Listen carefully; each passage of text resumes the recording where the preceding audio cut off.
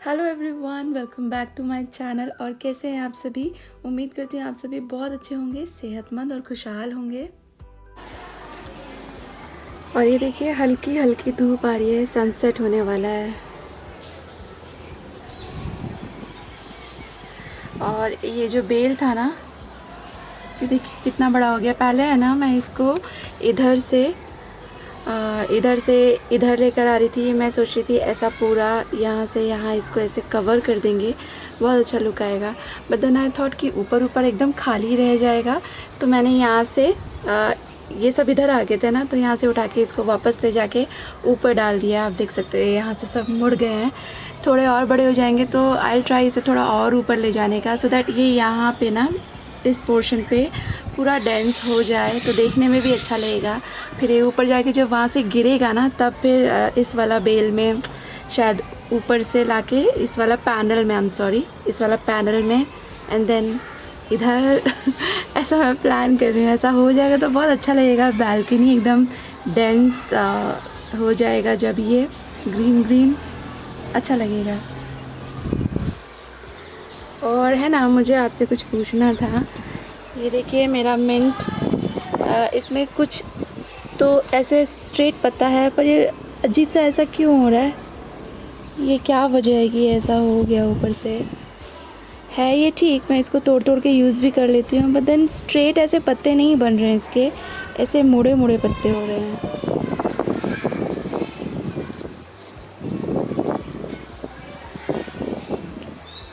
और अभी बस टाइम है चाय बनाने का, तो मैं जाऊँगी किचन में, बनाती हूँ चाय और उसके साथ थोड़ा नाश्ता। और शर्मा जी शावर ले रहे हैं, वो बाहर गए थे तो वहाँ से आने के बाद शावर ले रहे हैं। और ये यहाँ पे आप देख रहे हो ना, ये मैंने थोड़ा सा गुड़ पिघलाने के लिए रखा था। इसे हल करना भी कहते हैं। गुड़ हल हो गया है पानी में।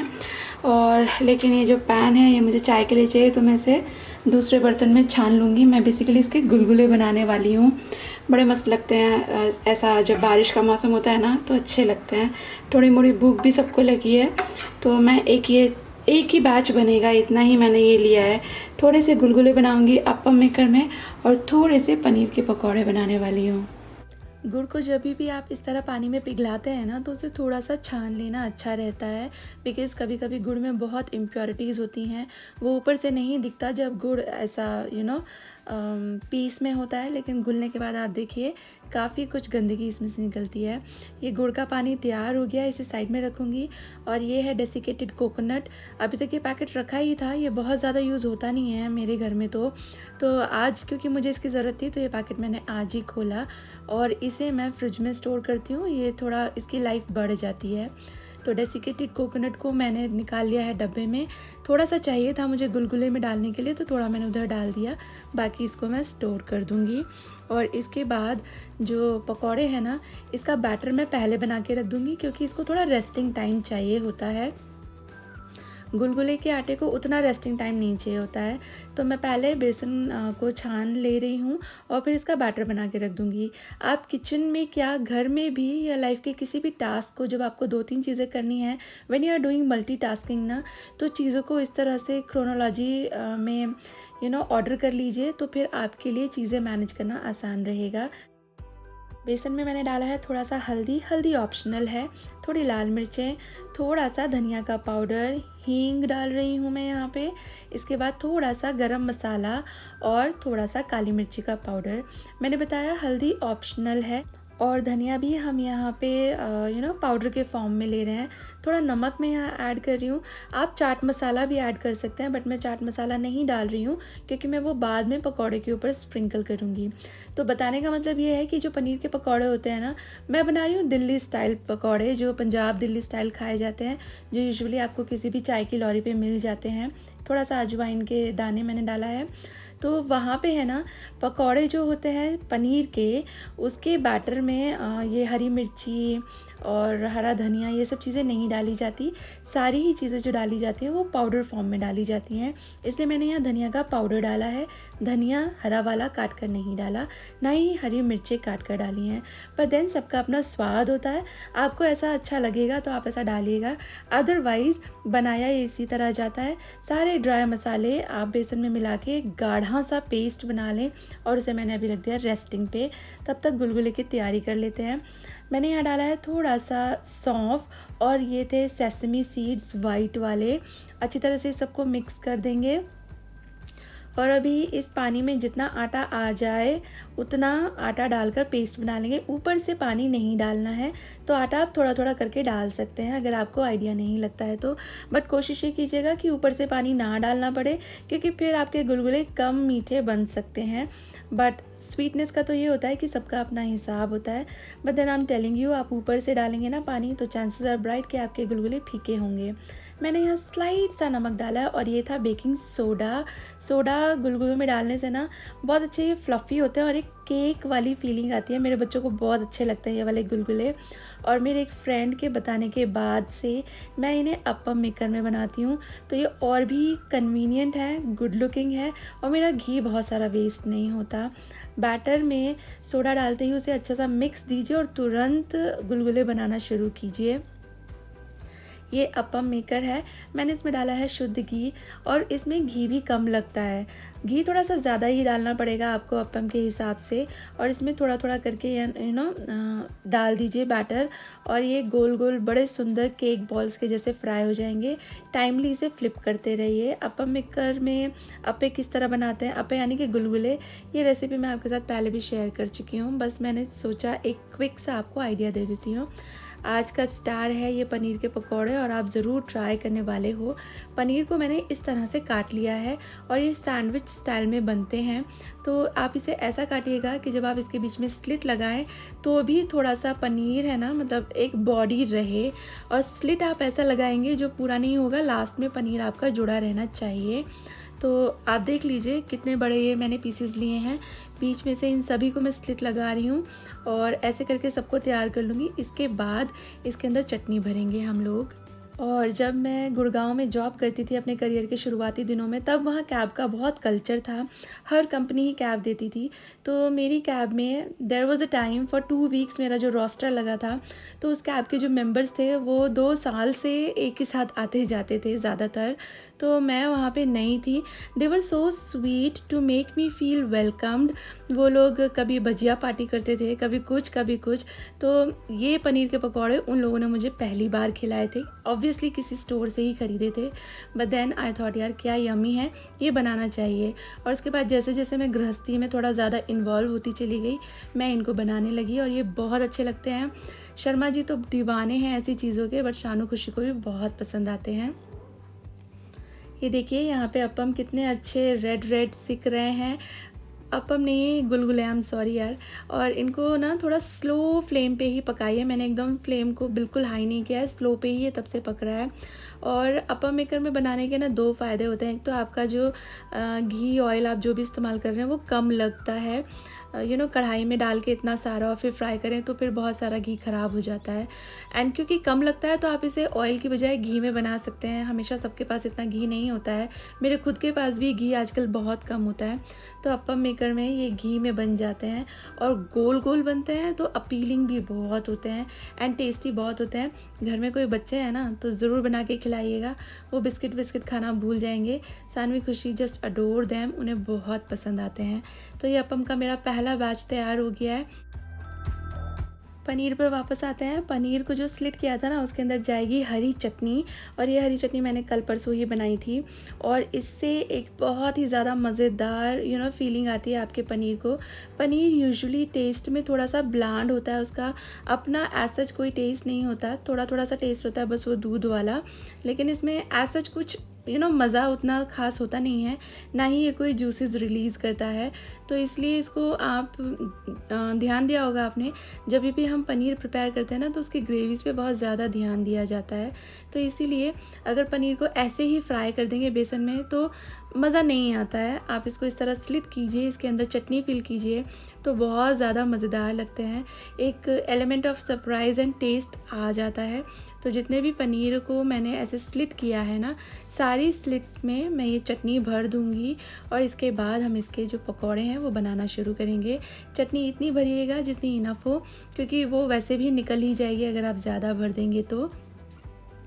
बस थोड़ा सा ध्यानपूर्वक ये टूट ना जाए, यही आपको ध्यान रखना है। इसी वजह से हमने इसको पीछे से जुड़ा हुआ छोड़ा है, ये टूटना नहीं चाहिए।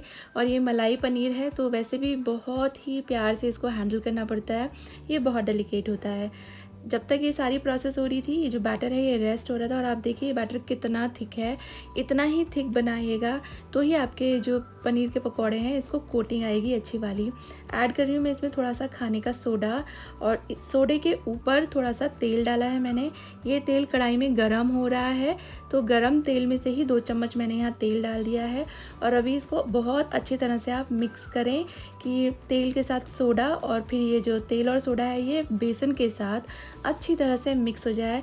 Just give it a very very good whisk. और ये बैटर थिक होना चाहिए, इस चीज़ का आपको ध्यान रखना होगा।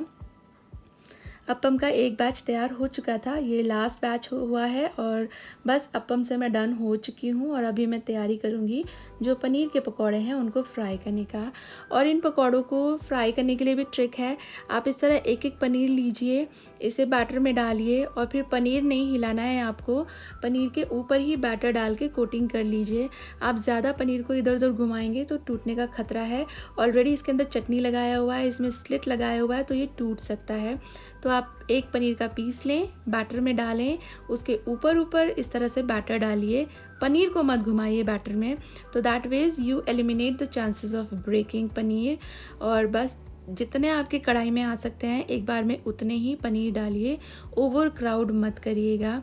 और कोशिश कीजिए इसके ऊपर बैटर इनफ तो हो लेकिन बहुत ज़्यादा नहीं हो, वो भी फिर बहुत मज़ेदार नहीं लगता। जब आप बाहर से पनीर के पकौड़े खाते हैं ना, मैंने देखे हैं, तो वो एकदम फिंगर जितना पनीर होता है और उसके चारों तरफ 1-1 इंच का वो आई मीन 1-1 सेंटीमीटर, एग्जैजरेट हो गया, 1-1 सेंटीमीटर का जो बेसन का कोटिंग होता है, बिल्कुल भी अच्छे नहीं लगते ऐसे पकौड़े। और ये देखिए आपको ट्यूटोरियल देने के चक्कर में मेरे कुछ पनीर ज़्यादा सिक गए, पर ये खाने में उतने बुरे नहीं लगते। ये शर्मा जी और मैंने शेयर कर लिए थे, कुछ ज़्यादा फील नहीं आ रहा था कि ज़्यादा सिक गए हैं, बट इतने सिकने नहीं चाहिए। पकौड़े थोड़े गोल्डन गोल्डन होने चाहिए तो वो बहुत अच्छे लगते हैं। इंसान पहले आँखों से खाता है, जब चीज़ें देखने में अच्छे लगते हैं तो फिर उसका मन आता है कि इस चीज़ को खाया जाए या बनाया जाए, आप समझ रहे हैं ना। इसलिए चीज़ें देखने में भी अच्छी होनी चाहिए। तो ये बैच तो हो गया थोड़ा सा ओवर फ्राई, लाइक 2-3 पकौड़े, सारे नहीं, पर अच्छे बने हैं ये, स्वाद में तो बहुत अच्छे थे। दूसरे बैच में मैं अच्छी तरह ध्यान रखूँगी कि कुछ भी ओवर फ्राई ना हो। और ये हो गया 1 बैच रेडी। और जैसे ही आप इसे तेल से बाहर निकालेंगे, इसके ऊपर चाट मसाला स्प्रिंकल कीजिए।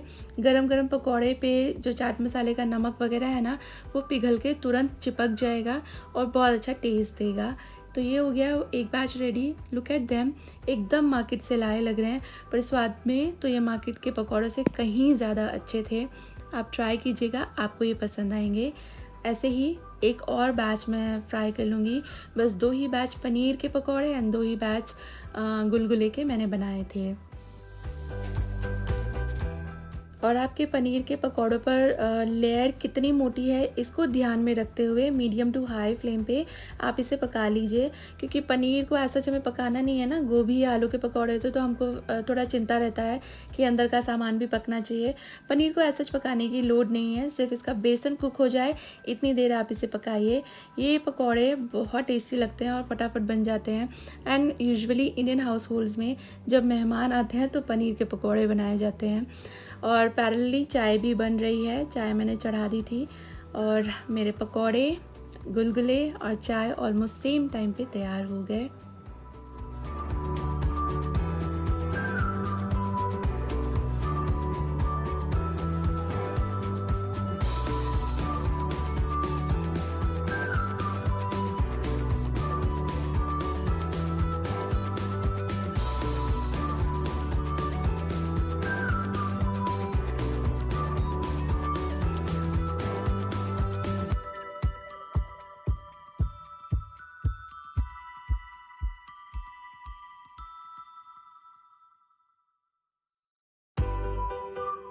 अच्छा, मैं आपको एक बात बोलूँ, मुझे लगता है आप मेरी इस बात से अग्री करेंगे that good food makes good memories.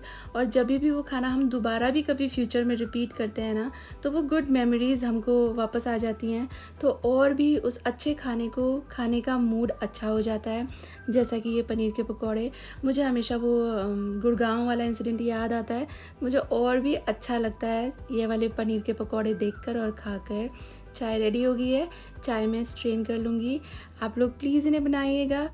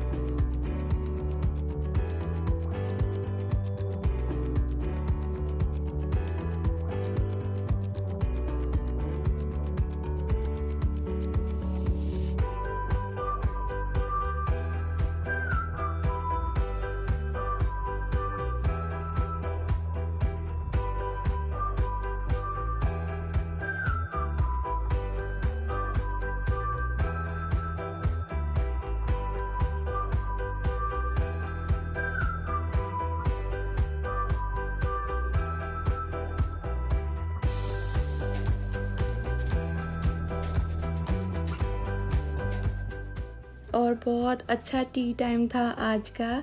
Dinner का टाइम है, हालांकि वो सब लोग मना कर रहे थे इस वक्त तक कि कुछ खाने का मन नहीं है, बट मुझे पता था रात बहुत लंबी होती है, बिना खाए नहीं सो सकते हैं। अभी लग रहा है भूख नहीं है, लेकिन रात को फिर उठ के फिर मन करने लगता है कभी कभी खाने का। इसलिए मैंने सोचा कुछ लाइट सा फटाफट बन जाने वाला बना देती हूँ। मेरे पास एक पम्पकिन रखा था और ये लाइट भी होता है और हम लोग को पसंद भी बहुत है। इसकी रेसिपी मैं पहले भी आपके साथ शेयर कर चुकी हूँ, इसलिए इस वीडियो में इसका रेसिपी नहीं शेयर कर रही हूँ। बस ये झटपट से बन जाएगा, लाइट होगा, इस थॉट से मैंने फटाफट से ये पम्पकिन बना दिया।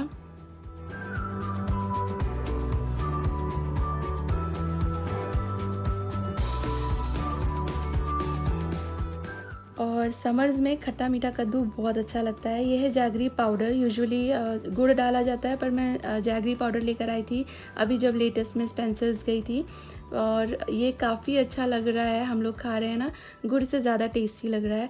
थोड़ा इमली का पल्प जो मैंने शुरू में बना के रखा था।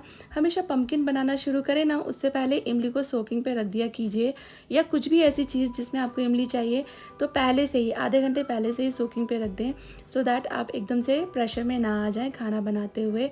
और इसके साथ यूँ तो पूरी खाई जाती है, बाद में शर्मा जी ने मुझे पॉइंट आउट भी किया कि पम्पकिन के साथ पूरी अच्छी लगती है, बट मेरा थॉट वही था यार कि इतना हैवी टी टाइम हो गया है, ऊपर से रात हो रही है, तो मुझे थोड़ा सा लाइट ही रखना है सबको। शायद एक दो चपाती सब लोग खाएंगे, तो इस हिसाब से मैंने हल्की सब्ज़ी और उसके साथ चपातियाँ कर दी।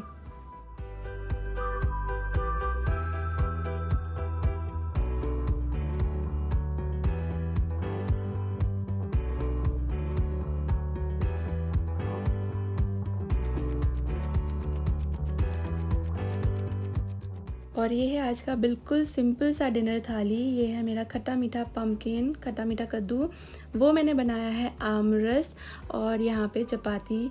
और ये तीनों ही चीज़ें हमारी पर्सनल फेवरेट्स हैं। आमरस बहुत अच्छा लगता है इस गर्मियों में ना, एकदम ठंडा ठंडा, और मैं आपको बता नहीं सकती, ये फीलिंग बहुत मस्त है। शर्मा जी, अरे thank you so much. Break ले लो, डिनर कर लो। हाँ, आज के पकौड़े इसलिए पेट में इसलिए तुमने रोटी बनाई ना, हाँ वरना लाइट। इसके साथ पूरियाँ मजेदार रहती। ब्रेक नहीं ले सकते? ले लो ना अभी, इसमें क्या है, अभी ले लेता हूँ। शानू खुशी। ठीक है तो हम वीडियो एंड करेंगे। Bye bye. Bye bye. Khushi is busy. Bye. और ये देखिए यहाँ क्या हुआ, मैं अभी खाना बना ही रही थी और आटा ख़त्म हो गया।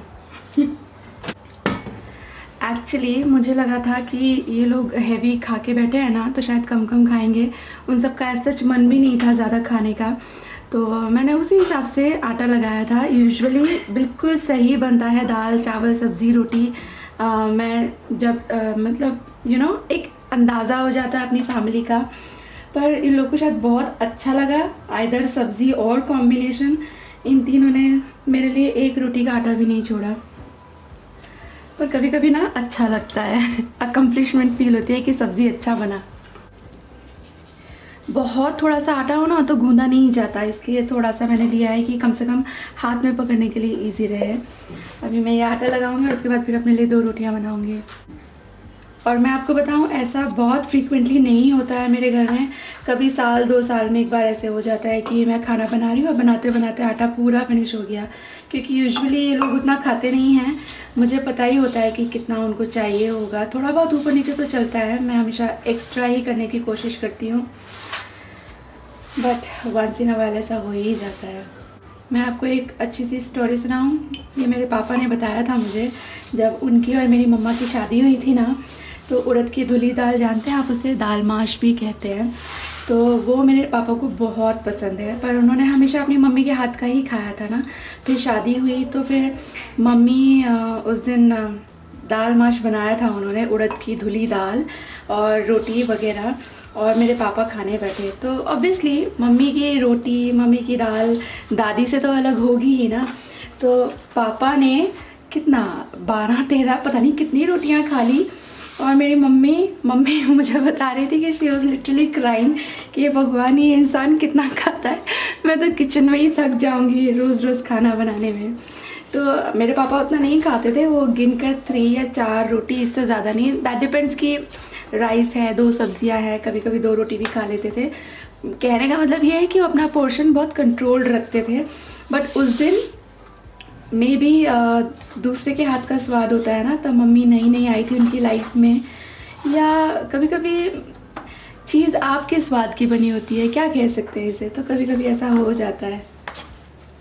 वैसे ये ब्लॉग हम एंड कर चुके थे, पर ये सीक्वेंस हो गया तो मेरा मन चाहा कि मैं आपके साथ शेयर करूँ। आप लोग मुझे ना कमेंट बॉक्स में लिख के ज़रूर बताना क्या ये आपके साथ कभी हुआ है, आपने जितना खाना बनाया हो वो इतना स्वाद बना हो कि वो कम पड़ गया हो और आपको आपके लिए नहीं मिला हो। चलिए मैं अपने लिए रोटी बनाऊँगी और आप लोगों से लेती हूँ इजाज़त। Take care, bye bye.